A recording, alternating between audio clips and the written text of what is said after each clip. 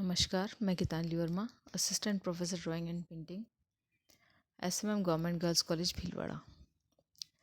आज के इस वीडियो में हम बीए पार्ट थर्ड में टिशिया का अध्ययन करेंगे, जो कि इटली के महानतम वयोवृद्ध कलाकारों में से एक थे। इनकी तुलना माइकलएंजेलो तथा राफेल के साथ की जाती है। इतालवी कलाकारों में सर्वाधिक आयु टिशिया ने ही पाई थी। उनकी जन्मतिथि को लेकर पर्याप्त मतभेद हैं। उनका जन्म एल्प्स के पहाड़ी नगर कादोर नामक कस्बे में हुआ, जो कि अल्पाइन पहाड़ी प्रांत में था। उनका जन्म अत्यंत निर्धन परिवार में हुआ था। उन्हें 9 वर्ष तक स्कूल नहीं भेजा जा सका। आरंभ में बेलेनी तथा कुछ समय पश्चात जियोवानी बेलेनी की चित्रशाला में कला अध्ययन हेतु उन्हें भेजा गया। बेलेनी की चित्रशाला में जॉर्जियो उनके सहपाठी थे। टिशिया की कला पर उनके गुरु की अपेक्षा जॉर्जियो का अधिक प्रभाव पड़ा। 1510 से 11 में जॉर्जियो की मृत्यु के पश्चात टिशिया ने उनके अपूर्ण चित्रों को पूर्ण किया। बेलेनी अवरुद्ध हो गए थे और 1510 में उनकी मृत्यु हो गई थी। टिशिया को बेलेनी का उत्तराधिकार प्राप्त हुआ और अल्प समय में ही उन्हें इतनी ख्याति प्राप्त हुई कि उन्हें वेनिस गणराज्य में शासकीय चित्रकार के रूप में प्रतिष्ठित किया गया। यहीं से उनके जीवन में शाही शानो शौकत व राष्ट्रीय सम्मान का श्री गणेश हुआ। टिशिया के समय में उनका कोई प्रतिद्वंदी कलाकार नहीं था। उनकी सुंदर पुत्री व पुत्रों के साथ शाही मेहमानों की तरह राजमहलों में रहते थे। उनके साथ अनेक नौकर थे जिन्हें वे अच्छा वेतन देते थे। टिशिया की कला को अपार धन मिला। यह कोई नहीं जानता था कि एक पहाड़ी गांव का एक निर्धन बालक वेनिस राज्य का शीर्षस्थ चित्रकार बनेगा और स्पेन के सम्राट के द्वारा काउंट की उपाधि से विभूषित होगा। संभवतः टिशिया को ही काउंट होने का गौरव प्राप्त हुआ था। टिशिया बचपन से ही भावुक थे। पर्वतीय प्रदेश में से मैदानी प्रांत में आने पर उन्हें नवीन सा प्रतीत होता था।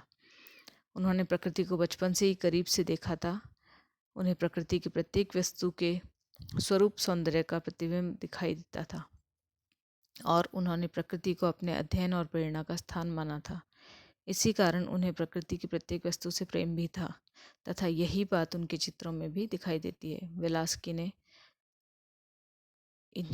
उन्हें प्रथम स्थान दिया है। टिशिया को रंगों के प्रयोग में विशेष महारत प्राप्त थी। उन्होंने रंगों का प्रयोग विविध ढंग से किया है। रंगों के द्वारा संगीत जैसा प्रभाव उनके चित्रों में दिखता है। राफेल को जहाँ रंगों का अच्छा ज्ञान था, वहीं टिशिया के आगे वह फीका पड़ जाता था।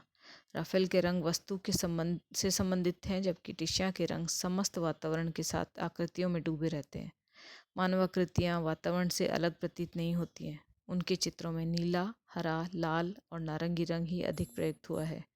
टिशिया की आकृतियाँ रंगों के द्वारा क्षण क्षण में अलग अलग प्रभाव परिवर्तित करती हुई दिखाई देती हैं। कहीं वे अंधकार में भागती हुई दिखती हैं तो कहीं अंधकार से बोलती हुई दिखाई देती हैं।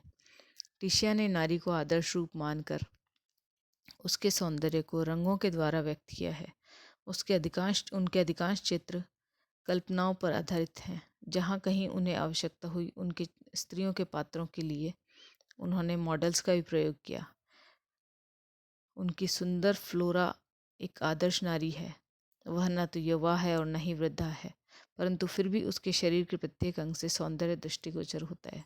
सुंदर फ्लोरा के लिए मूथर ने लिखा है, high summer in its rich nature splendour, never old but never very young, टिशिया's mighty woman seemed to beam in an eternal powerful beauty।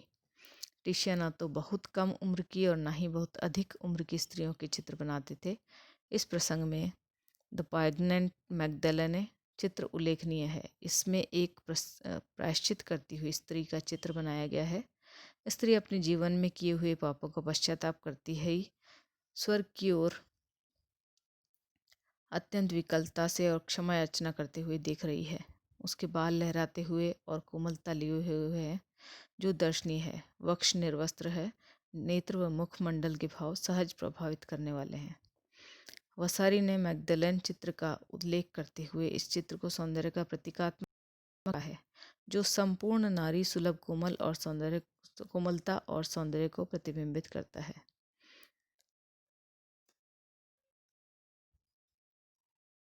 इस वीडियो में टिशिया से संबंधित हम इतना ही जानेंगे। शेष भाग हम अगले वीडियो में जानेंगे। धन्यवाद।